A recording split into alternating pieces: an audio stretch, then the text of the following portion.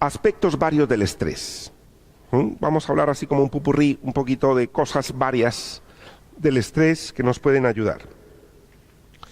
El estrés está asociado con la ansiedad, la angustia y la tensión interior. Generalmente la ansiedad es como la repercusión física un poco, en parte. Yo estoy estresado y me da ansiedad. ¿Me explico? La ansiedad tiene que ver con la constricción de los espacios vitales.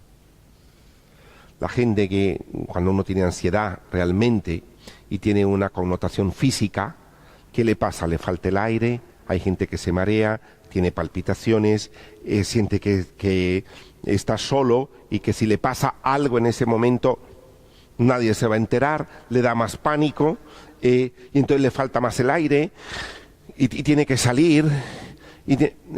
Esta sensación de que falta el aire, de que uno se ahoga, ¿de dónde viene? Es muy simbólica, porque es como si yo pusiera a una persona aquí en esta esquina, le comienzo a construir una pared a los pies.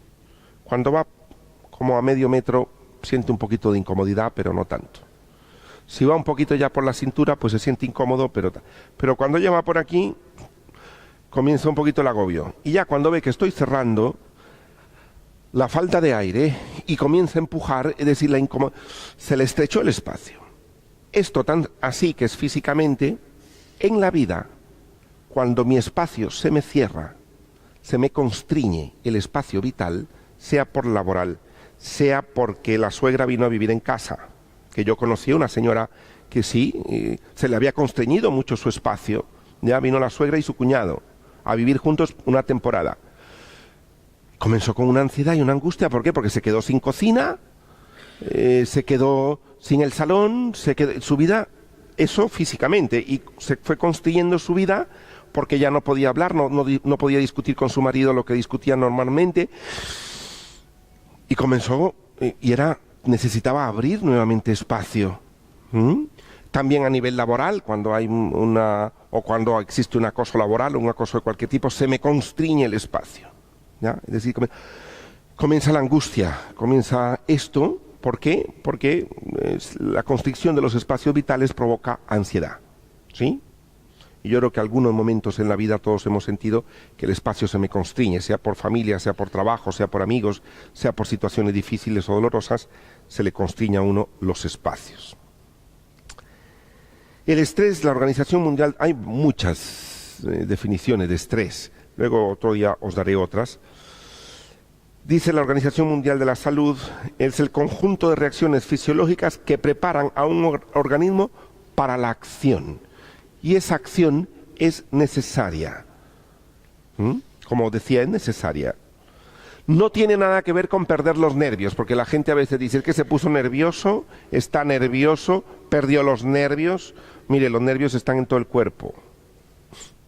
Biológicamente, no es una cuestión de nervios, ¿vale? No es una cuestión de los nervios ni de nada de esto. Vamos a ver que es más complejo, ¿ya? Pero uno lo llama así por esto. También existen... es un estado emocional doloroso, desagradable, delante de una frustración que conlleva una alteración triple.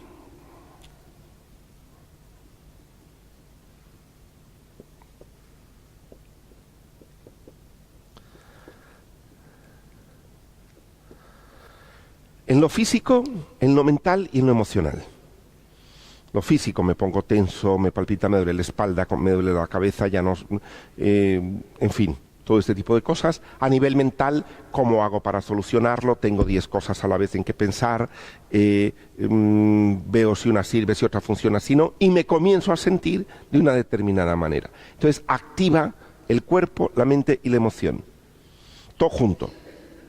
Todo junto. Hay varias clases de estrés. Vamos a ir hablando de algunas de ellas, no vamos a hablar de todos. Está el estrés postraumático, que son personas que han vivido circunstancias traumáticas, que puede ser una guerra, un atraco, una muerte violenta repentina de un familiar, situaciones de acoso, situaciones de todo esto, entonces hay un estrés postraumático, es decir, la persona queda como que muchas veces, dependiendo de las circunstancias, de las situaciones, cuando entra en contacto con cosas parecidas a las que vivió, regresa el estrés. No está pasando nada ahora, pero son cosas parecidas a las que yo viví. Y entonces la persona comienza a tener palpitaciones, puede tener sudoraciones, buscar la salida, no querer estar ahí, sentirse incómoda, mareos, falta de aire, le vienen un montón de flashes en la mente de todo lo que ha vivido.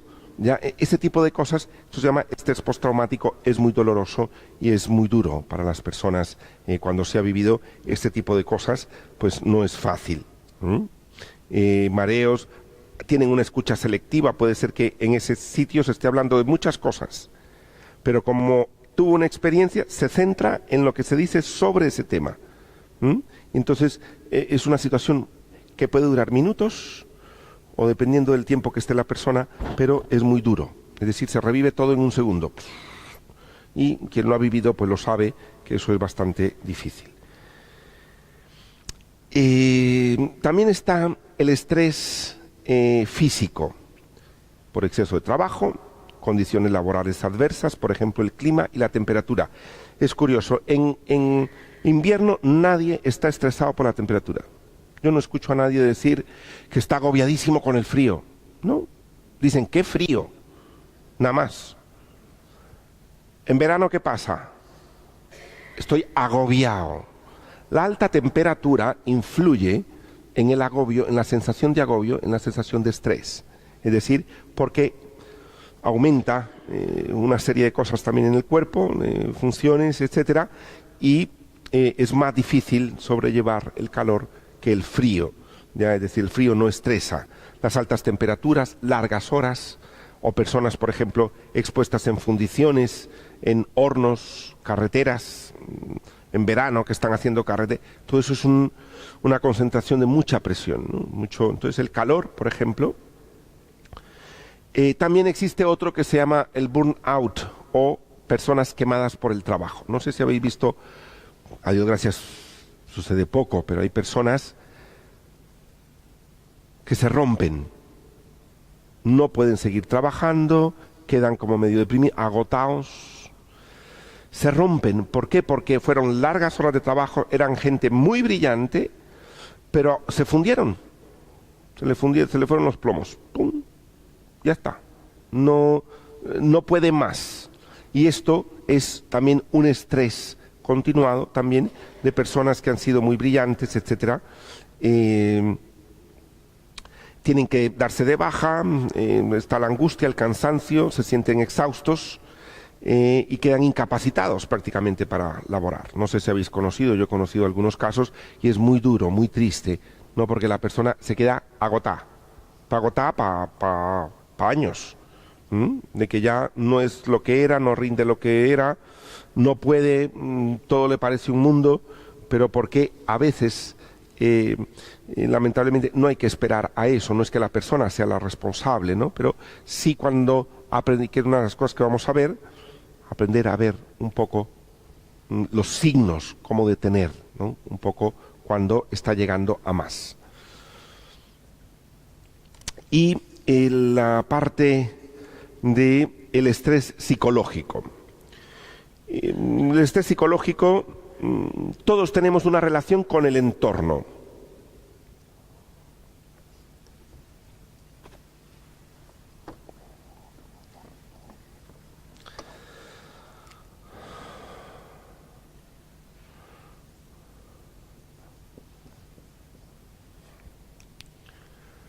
Está el mundo y estoy yo. Y yo tengo que relacionarme. No puedo vivir aislado.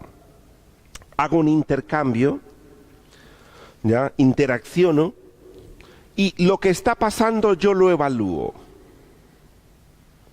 Esto es una amenaza, es una pérdida, es un fracaso. Lo comienzo a evaluar. ¿Qué es esto? ¿Qué significa esto para mí? Veo los recursos que tengo, ¿Qué puedo hacer? Bueno, hagamos esto, llamemos a fulano, llevémoslo aquí, pongamos esto, vamos a intentarlo de esta manera. Y uno comienza a poner medios, los recursos. Pero llega un momento en que uno se puede sentir desbordado. Tiene una función adaptativa, pero cuando yo entro en contacto con el entorno y el entorno ya no es el que yo estaba acostumbrado a llevar, porque se enfermó mi marido, o porque me quedé viuda o viudo, o porque me quedé sin trabajo y tengo una gran hipoteca, la vida comienza a ver, ¿no? ¿Qué recursos tengo? ¿Qué puedo hacer yo? ¿Estoy desbordado? ¿Hasta dónde estoy? ¿Por qué? Porque el bienestar mío se ha roto. Y es una función adaptativa para poderse adaptar a la nueva situación. No es fácil. Como os ponía ahí, es bueno en la parte, el estrés es protector inicialmente, y os pongo ahí en la página 4, casi al final. Hay algo bueno en el estrés, y dice Rossi, que es un psicólogo, un cierto nivel de estrés ayuda a la persona a sentirse viva y a mejorarse.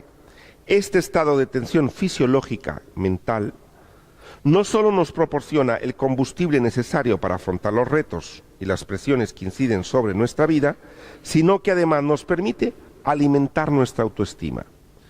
Un poquito de estrés es necesario.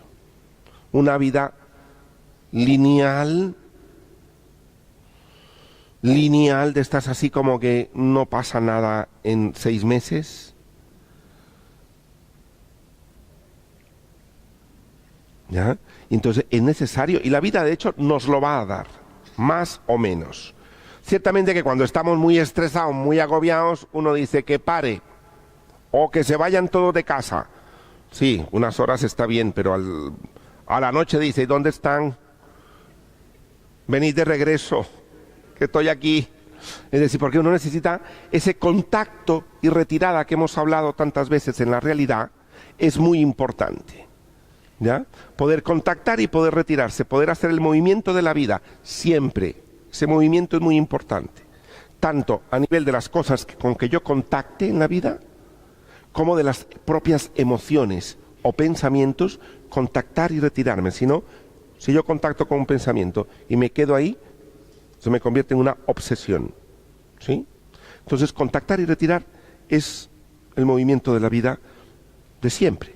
Con los hijos, con los nietos, con la familia, incluso con la esposa, contacto, me retiro un poquito, tal, no sé cuánto, tenemos espacios por separado, vamos a hacer actividades juntos, ese contacto y retirarse, eso es muy importante. Que si no, un alejamiento también estresa, y un acercamiento donde también.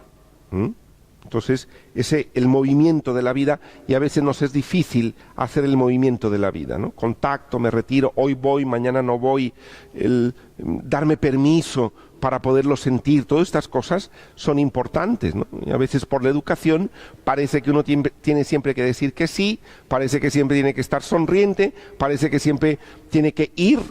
Y uno dice, mira, no siempre, ahora no, en este momento, luego sí. ¿Me explico? Este vaivén de la vida. Pero hay gente que evalúa las cosas desde sí misma. Como ella nunca dice que no, espera que los demás también digan que no. Y ahí entra el problema. ¿Ya? Yo nunca te he dicho que no.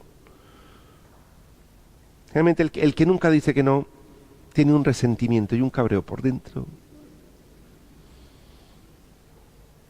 con el que se da ciertas licencias en la vida, que a mí a veces me dan miedo. Yo cuando una persona dice, yo nunca digo que no, y digo, uy, yo lo que le digo es, pues yo de vez en cuando sí lo digo, yo de una vez se lo suelto por si acaso. Digo, wow.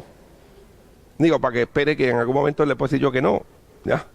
Pero esto de que siempre, miren, eso no es cierto, es decir, uno tiene posibilidades balanceando las cosas, pero uno dice sí, uno dice no, uno se acerca, uno se retira, uno está, hoy puedo, mañana no, no pasa nada, ese movimiento de la vida, ya, pero hay gente que parece como que si yo doy todo, si yo no me lo permito decir que no, no le voy a dar permiso al otro a que diga que no. Aquí todos decimos que sí. bueno, que hable por él o por ella, no por todos. Pero generalmente la gente guarda mucho resentimiento cuando no se autoasiste, no se atiende, porque como yo me doy todo para todos y no me atiendo yo, estoy esperando que el otro me atienda. Y claro, eso es una responsabilidad muy grande. Es decir, mejor, mira, yo me atiendo un poco y te atiendo a ti, así no te voy a exigir que me atiendas. Hay gente que dice que eso no mola. Mola más que, hombre, pues mire, me explico, bueno, estas cosas que son también parte de la vida. ¿Con qué tiene que ver el estrés? ¿Con qué tiene que ver el estrés? Como decía, con las condiciones de mi persona, con las del exterior y la relación y esas condiciones. Dependerá de cómo yo responda a ese estrés. También las experiencias que haya tenido a nivel con esas mismas características.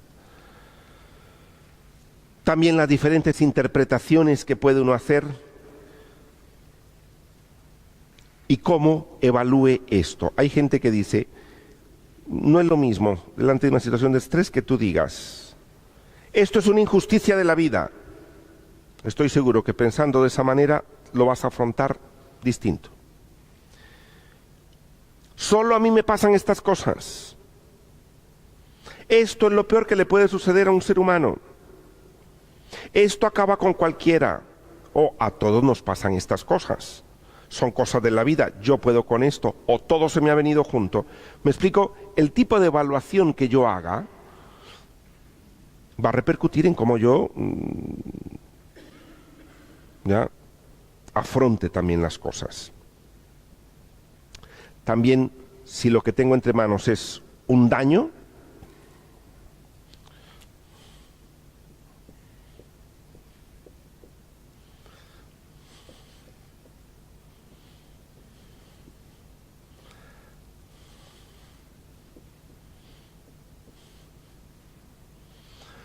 si es un daño que me han hecho o que se ha producido, es distinto como yo lo afronto, porque ahí hay mucho dolor. También si es una pérdida, o es un desafío. No es lo mismo, tengo que presentarme al no sé qué del máster en no sé dónde, o tengo que, me propongo un desafío, tengo que sacar esta tarea adelante. Eso es una cosa, no hay ninguna pérdida, no hay ningún daño, es un desafío. ¿Vale? Entonces ahí también varía si es una pérdida, es un daño o es un desafío en la vida. También va a variar mucho el estrés a la hora de afrontarlo, cuánto dura, cuánto tiempo, son días, meses, años, cuánto dura, cómo es de intenso, ha sido leve, moderado o muy severo. Esto, dependiendo si es una amenaza, un daño, una pérdida, un desafío, y el tiempo, la duración, la intensidad, la frecuencia. Es que cada 2x3 tenemos que estar en lo mismo. Esto también causa la frecuencia, la intensidad y la duración. Son tres cosas que a veces hay cosas que duran muy poquito tiempo, fueron muy intensas, pero ya pasaron. Hay cosas que fueron muy intensas, duran muy poquito, pero se repiten cada 15 días. ¿Me explico? Esto que a veces nos pasa y que uno dice, y está ya con el temor de que va a volver a regresar la situación. Esto se alarga más. Como vamos a ver, también van a influir las ideas y la consecuencia somática. Cómo uno se enferma por esto. ¿Cuáles creéis vosotros que es lo que más enferma? Lo cotidiano, lo de todos los días, mantenido en el tiempo por largo tiempo, con cierta intensidad, o aquello que viene que es un catapum, una experiencia vital, que sucedió, fue intensísima y tal. ¿Qué enferma más? Lo cotidiano, lo continuo y lo que permanece más en el tiempo, aunque sea de baja intensidad, pero eso mina por dentro. Mina por dentro. Entonces, esto es lo que enferma. Lo que enferma no es, me quedé sin trabajo, llegué a la jubilación, da estrés. ¿O no? Los jubilados que estáis aquí. Genera estrés, máxime al principio de la jubilación, antes de y al inicio, genera porque es un cambio vital, es un duelo, es una pérdida. Y es muy normal que en la jubilación suceda esto, es un acontecimiento vital. Otro acontecimiento vital que se da pocas veces en la vida, o es solo una vez en la vida, que es muy intensa, es cambio de domicilio, cambio de país, por ejemplo, muerte de alguien, viudez, ese tipo de cosas que suceden una vez en la vida son muy intensas y luego la persona trata de adaptarse. Esto es otra cosa. Esto, pues sí, puede repercutir a nivel físico, pero no es el momento, sino cuánto yo o cuánto se me alargó eso en el tiempo. Y cómo lo afronté, cómo lo viví, eso es lo que puede enfermar o no. ¿Me explico? Entonces, que hay diferentes cosas que a veces suceden así. También otra cosa que ayuda es ver que la autoeficacia, es decir, lo que yo haga, yo tengo un problema, me pongo a hacer esto, llamo a fulano, me pongo en manos de, busco un no sé cuánto, cómo arreglarlo, y veo que aquello no funciona. Esto estresa más todavía. ¿Por qué? Porque yo creía que tenía este recurso, yo creía que hablando con fulano, yo creía que trasladándome creía que estudiando otra cosa iba a cambiar y resulta que pongo los recursos y no funcionan. O a veces es que creo que no van a funcionar y hay gente que dice, ¿para qué voy a hacer nada si eso no va a funcionar? Y la gente prueba, ¿no has probado esto? Mira, no. Y hay gente que cree que no va a funcionar, no cree en su autoeficacia. Hay gente que no cree y hay gente que cree en su autoeficacia y le va mejor. Es decir, yo sé que de esto salgo adelante, vamos a hacer esto, si no hacemos esto, hacemos lo otro, vamos a poner esto, vamos a quitar aquello, y comienza a ver cómo se adapta, ¿no? Entonces, creer en la autoeficacia es muy importante.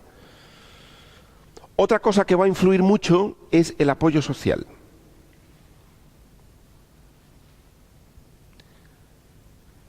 Pero si estamos todos aquí, contigo, eso no es apoyo social.